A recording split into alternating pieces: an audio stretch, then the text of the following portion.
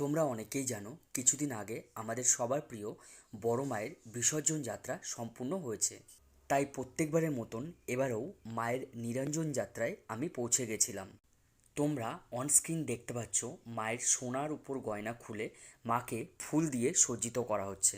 কারণ মাকে তো আর খালি পাঠানো যায় না। মনটা আমাদের সবার ভারাক্রান্ত, কারণ মা চলে যাচ্ছেন। কিন্তু মা আমাদের মধ্যে বিরাজ করেন তার মন্দিরে কষ্টি পাথরের মূর্তিতে। এখানে মাকে ভালোবেসে মায়ের টানে তার প্রচুর ভক্তগণ সামিল হয়েছে, যা জনস্রোতে পরিণত হয়েছে। অবশেষে সেই দীর্ঘ প্রতীক্ষার সমাপ্তি ঘটতে চলেছেন। মাকে আস্তে আস্তে গঙ্গা বক্ষের দিকে এগিয়ে নিয়ে যাওয়া হচ্ছে। আর মাকে কাছ থেকে দেখে নিজেকে ধন্য মনে হচ্ছে। শুধু মনে হচ্ছে মা যদি আর কয়েকটা দিন আমাদের মাঝে থেকে যেতেন। মানুষের ঢল দেখে তোমরা বুঝতেই পারছো যে মা এখানে কতটা জাগ্রত।